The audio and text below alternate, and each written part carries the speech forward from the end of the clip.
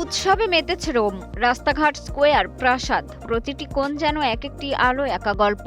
প্রতিবার ক্রিসমাসের মৌসুমে রোম সেজে ওঠে ঝলমলে স্বপ্নরাজ্যে। পিয়াজা দেল পোপোলো রোমের অন্যতম আইকনিক স্কোয়ার, আর এখানে এবার মাথা উঁচু করে দাঁড়িয়েছে ২০ মিটার উচ্চতার এক বিশাল নর্ডম্যান পার্টি। সোনালী, রৌপ্য আর লাল রঙের অলংকারে সজ্জিত এই গাছে জ্বলছে ১ লাখেরও বেশি উষ্ণ এলইডি লাইট।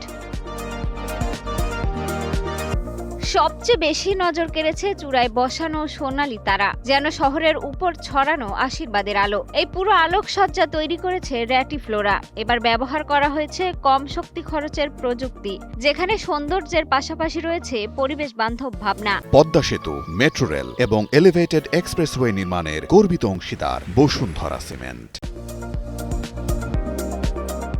রোমের অন্যতম ব্যস্ত রাস্তা ভায়া দেল কর্সো এবছর রূপ নিয়েছে আলোর করিডোরে। ইউটিলিটি কোম্পানি এসিয়া তৈরি করেছে ১.৮ কিলোমিটার দীর্ঘ ঝলমলে ছাউনি, যার নিচে ঝুলছে ৫ লক্ষ এলইডি গোলক। শুধু আলো নয়, এখানে ধূমকেতু, তারকা, তুষারকণা সবকিছুই মিলেছে আধুনিক ডাইনামিক লাইট ইফেক্টে। বিশেষ থিম, আলোকিত সাজসজ্জায় তৈরি ক্রিসমাস শো, যা ইতোমধ্যেই হয়ে উঠেছে এই মৌসুমের সবচেয়ে আলোচিত আকর্ষণ। রোম সবসময়ই জাদুময়, তবে ক্রিসমাসের আলোয় মোড়া এই রোম যেন গল্পের বই থেকে উঠে আসা কোনো আলোকিত শহর। মিষ্টি খাতুন, কালের কণ্ঠ।